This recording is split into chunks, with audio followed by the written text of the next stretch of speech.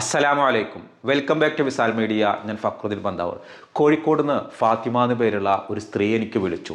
ആ സ്ത്രീയുടെ അനുഭവം കേട്ടപ്പോൾ ഈ ഒരു അനുഭവം മറ്റൊരു സ്ത്രീകൾക്കും ഉണ്ടാകാതിരിക്കാൻ ഇനി പറയുന്ന കാര്യങ്ങളൊന്ന് ശ്രദ്ധിക്കുന്ന നന്നായിരിക്കും.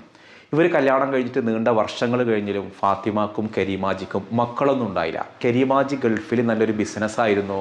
ഭാര്യനെ ഏറ്റവും ഗൾഫിലേക്ക് കൊണ്ടുവരുന്നു. ഭാര്യ നാട്ടിൽ ടീച്ചറൊക്കെ ആയിട്ട് ഒരു സ്വകാര്യ സ്കൂൾ ടീച്ചറൊക്കെയാണ്. അങ്ങനെ ഇവർക്ക് ഇവരുടെ കുടുംബസ്വത്ത് വല്ലാതൊന്നും കിട്ടിയിരുന്നില്ല. അങ്ങനെ ഫാത്തിമാക്ക് കല്യാണ സമയത്ത് കൊടുത്ത കുറച്ച് സ്വർണ്ണങ്ങളും വാപ്പാൻ്റെ പേരിൽ നിന്ന് കിട്ടിയ കുറച്ച് സ്ഥലങ്ങളും അതൊക്കെ ഉൾപ്പെടുത്തിയിട്ടാണ് രണ്ടു കൂട്ടരും നല്ലൊരു 10-70 സെൻറ്റ് സ്ഥലം വാങ്ങി നല്ലൊരു വീട് വെച്ചു. ഇവർ മക്കളൊക്കെ ഉണ്ടാകുന്ന വലിയ പ്രതീക്ഷയിലായിരുന്നു. പക്ഷെ പല ചികിത്സകൾ നടത്തിയിട്ടും ഫാത്തിമാക്കും കരീമാജിക്കും മക്കളൊന്നും ഉണ്ടായില്ല.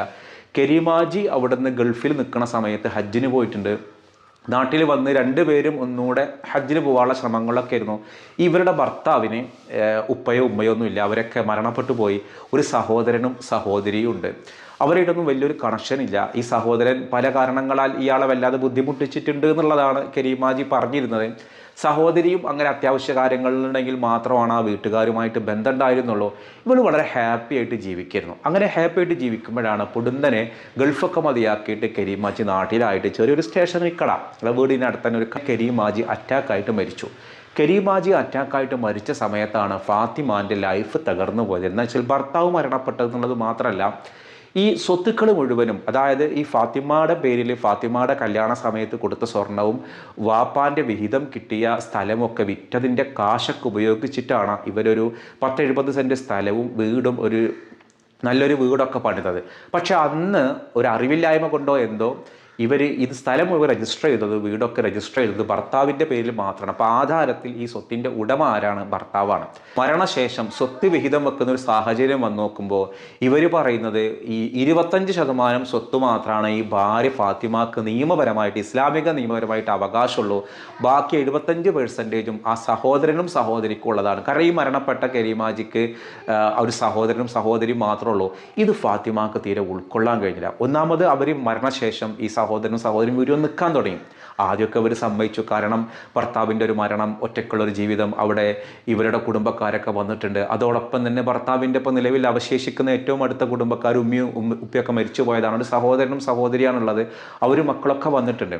പിന്നെ അവർ ആ വീട്ടിൽ നിന്ന് പോകാതെയായി. ഫാത്തിമാക്ക് വലിയൊരു അസ്വസ്ഥത. ഇദ്ദയുടെ കാലയളവൊക്കെ കഴിഞ്ഞു. അതുവരെയൊക്കെ ഫാത്തിമ സഹിച്ചു.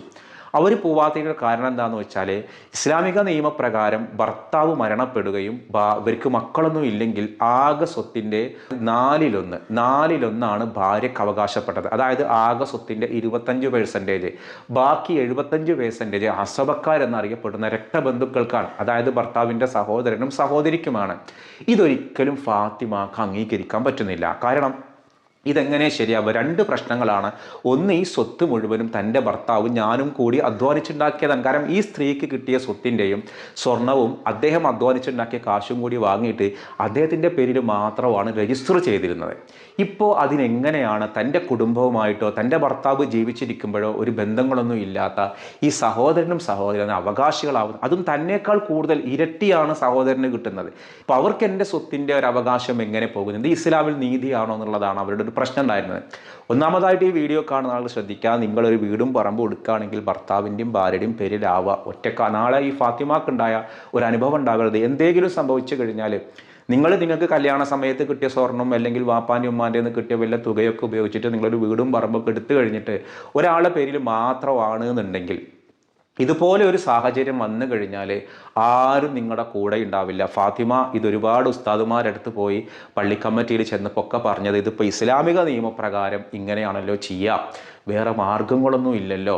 ഫാത്തിമ ചോദിക്കുന്നൊരു ചോദ്യം, ഇതെങ്ങനെ ഇസ്ലാമിൽ നീതിയാവുക? അങ്ങനെ എനിക്ക് ഫാത്തിമ വിളിച്ചിട്ട് കാര്യങ്ങൾ പറഞ്ഞു. ഭർത്താവിൻ്റെ സ്വത്ത് മുഴുവനും ഭാര്യയ്ക്ക് അവകാശപ്പെട്ടതല്ല. ഞാൻ പറഞ്ഞു, ഒരിക്കലും അങ്ങനെയല്ല.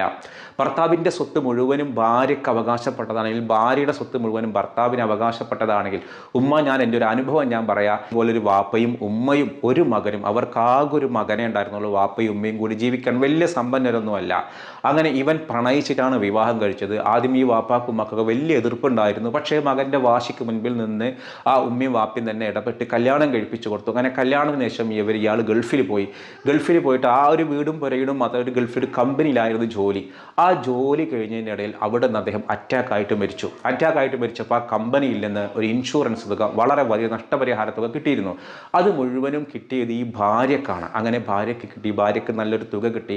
അതോടുകൂടി ഭാര്യയുടെ വീട്ടുകാർ കൂടി തീരുമാനിച്ചു, ഈ ഒരു വീട് എങ്ങനെയെങ്കിലും, നല്ലൊരു വീടാണ്, അതും കൂടി ഭാര്യയ്ക്ക് അവകാശപ്പെട്ടതല്ലേ.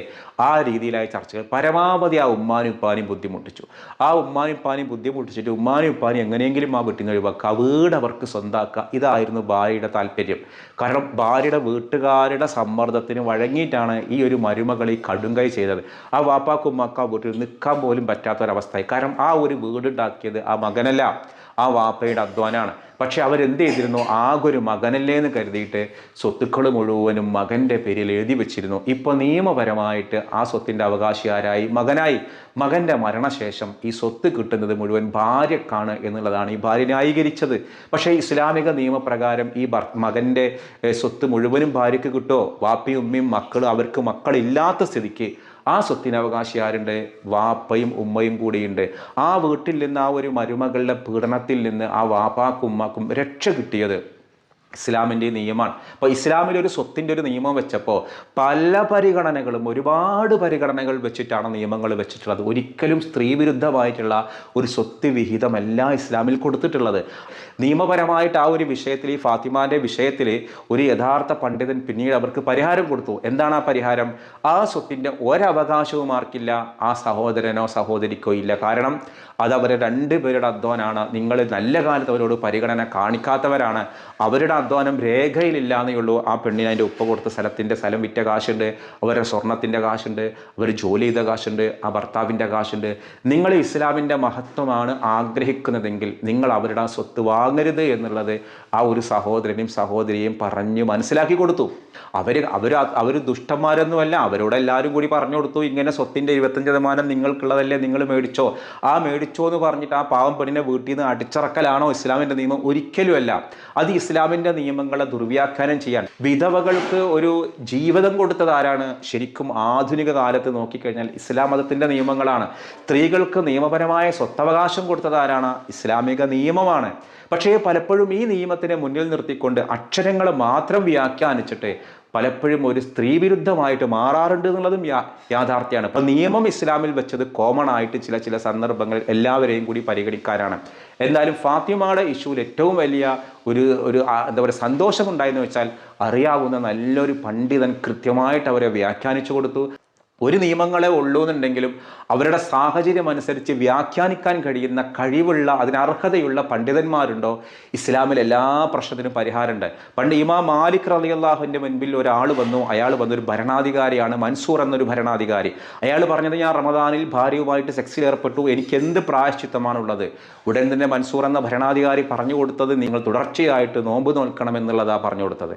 ആ സദസ്സിലുണ്ടായിരുന്നു ശിഷ്യനായി ഇമാം ഷാഫിഈ റളിയല്ലാഹു. ഇമാം ഷാഫിഈ ചിന്തിച്ചു, ഖുർആനിൽ എന്താ പറയുക, വളരെ വ്യക്തമായിട്ട് പറഞ്ഞതാണ്, ഇത്തരം സാഹചര്യങ്ങളുണ്ടെങ്കിൽ 2 മാസം നോമ്പ് നോൽക്കുക, അതിന് കഴിയില്ലെങ്കിൽ പാവങ്ങൾക്ക് ഭക്ഷണം കൊടുക്കുക, അതിന് കഴിയില്ലെങ്കിൽ ഇത്ര പാവങ്ങൾക്ക് ഭക്ഷണം കൊടുക്കുക, അതിന് കഴിയില്ലെങ്കിൽ അടിമകളെ മോചിപ്പിക്കുക. ഈ പരിഹാര മാർഗങ്ങളൊന്നും പറഞ്ഞു കൊടുക്കാതെ ഒരൊറ്റ പരിഹാര മാർഗം എന്തുകൊണ്ടാണ് ഇമാം മാലിക് റളിയല്ലാഹു പറഞ്ഞു കൊടുത്തത്? ഇമാം ഷാഫി റളിയല്ലാഹുവിന് സംശയം, ഖുർആനിൽ പറഞ്ഞൊരു നിയമത്തിന് ദുർവ്യാഖ്യാനം ചെയ്തതാണോ ഇമാം മാലിക് റളിയല്ലാഹു എന്ന ഗുരുനാഥൻ? ഒരിക്കലുമല്ല.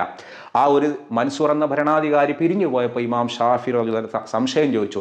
അവിടെ നിന്ന് ഇമാം മാലിക് റളിയല്ലാഹു പറഞ്ഞൊരു മറുപടിയുണ്ട്. നമ്മൾ ആർക്ക് മസ്അല പറഞ്ഞു കൊടുക്കുമ്പോഴും ആ വ്യക്തികൾ ആ തെറ്റിൽ നിന്ന് മാറി നിൽക്കാനല്ലേ. ഒരു ഭരണാധികാരിക്ക് എത്ര അടിമകളെ വേണമെങ്കിലും മോചിപ്പിക്കാൻ കഴിയും, എത്ര പാവങ്ങൾക്ക് വേണമെങ്കിലും ഭക്ഷണം കൊടുക്കാൻ കഴിയും. പക്ഷെ ചെയ്ത തെറ്റിന് പരിഹാരം കാണാൻ അയാളെ കൊണ്ട് പറ്റുന്ന ഒരു ശിക്ഷ തുടർച്ചയായിട്ടുള്ള നോമ്പെടുക്കൽ മാത്രമാണ്. അപ്പോൾ ഓരോ പ്രശ്നത്തിനും ആ എന്താ പറയുക, അവസ്ഥ അനുസരിച്ചാണ് പരിഹാരം. അപ്പോൾ ആ ഒരു സ്ത്രീക്ക് ആ സ്ത്രീയുടെ അധ്വാനം കൊണ്ടുണ്ടാക്കിയ, ആ സ്ത്രീയുടെ സ്വത്ത് കൊണ്ടുണ്ടാക്കിയ സ്വത്തുവകകളാണുള്ളത്. നിയമപ്രകാരം രജിസ്റ്ററിൽ അത് ഭർത്താവിൻ്റേത് മാത്രമായിരുന്നെങ്കിലും ആ സഹോദരനെയും സഹോദരിയെയും പറഞ്ഞ് ഇസ്ലാമിൻ്റെ സാഹോദര്യവും മനസ്സിലാക്കി കൊടുത്തപ്പോൾ അവരതിൽ നിന്ന് മാറി. എന്നാലും ആ ഫാത്തിമ എന്ന് പറയുന്ന സ്ത്രീ തൻ്റെ സ്വത്ത് അവിടെ നിന്നുള്ളൊരു നിശ്ചിതമായ തുക അവരും, കാരണം ആ ഭർത്താവ് വരെ സഹോദരനാണല്ലോ, ആ സഹോദരനും അതിൻ്റെ ഒരു പകുതി സഹോദരിക്കും കൊടുക്കാൻ തയ്യാറായി. അപ്പോൾ ഇസ്ലാമിൻ്റെ നിയമത്തിനെ പരിഹസിക്കുന്നതിന് മുൻപ് ഇസ്ലാമിൻ്റെ നിയമം എങ്ങനെയാണ് പ്രായോഗികവൽക്കരിക്കുക, അതാണ് നമ്മൾ നോക്കേണ്ടത്. വേറൊരു കാര്യം കൂടി പറയാനുണ്ട്. നിൻ്റെ മൂത്ത മോള് സനാഷറിൻ്റെ ബർത്ത്ഡേ ആണ്. അപ്പം എല്ലാവരും പ്രാർത്ഥിക്കുക. ഇന്ന് ആദ്യമായിട്ടാണ് ഒരു ബർത്ത്ഡേക്കിൻ്റെ മോള് വീട്ടിൽ ഇല്ലാതെ പോയത്. കാരണം അവൾ പഠിക്കുന്നിടത്താണ്, പാലയിലാണ്. അവൾ ജോയിൻ്റ് എൻട്രൻസ് എക്സാമിന് ജെയ്ക്ക് പഠിച്ചുകൊണ്ടിരിക്കുകയാണ്. നന്നായിട്ട് പഠിക്കാനും ദീനിനും ദുനിയാവിനും ഉപകാരപ്പെടുന്ന ഒരു പൊന്നു മോളായിട്ട് മാറാൻ വേണ്ടിയിട്ടും ഈ വീഡിയോ കാണുന്ന എല്ലാവരും ദുആ ചെയ്യുക. അതോടൊപ്പം എൻട്രൻസിലൊക്കെ നല്ല മാർക്കോട് കൂടി പാസ്സാവാൻ, നല്ലൊരു കോഴ്സ് കിട്ടാനൊക്കെ എല്ലാവരും ദ്വാര ഉൾപ്പെടുത്തുക. സ്വത്ത് വിഭജനത്തെ കുറിച്ചിട്ട് വിശുദ്ധ ഖുർആനിൽ ഒരു സൂറത്തിൽ കൃത്യമായിട്ട് പറയുന്നുണ്ട്. ആ സൂറത്ത് ഏതാണെന്നുള്ളതാണ് എൻ്റെ ചോദ്യം. ആ സൂറത്ത് ഏതാണെന്നാണ് ചോദ്യം. ഒന്ന് സൂറത്തുൽ ബഖറ, മറ്റൊന്ന് സൂറത്തുൽ നിസാ. ഏതാണ് ഉത്തരവെങ്കിൽ നിങ്ങൾ താഴെ കമൻറ്റ് ചെയ്യുക. മറ്റൊരു ദിവസം മറ്റൊരു വീഡിയോയുമായി വീണ്ടും കാണാം. അസ്സലാമു അലൈക്കും.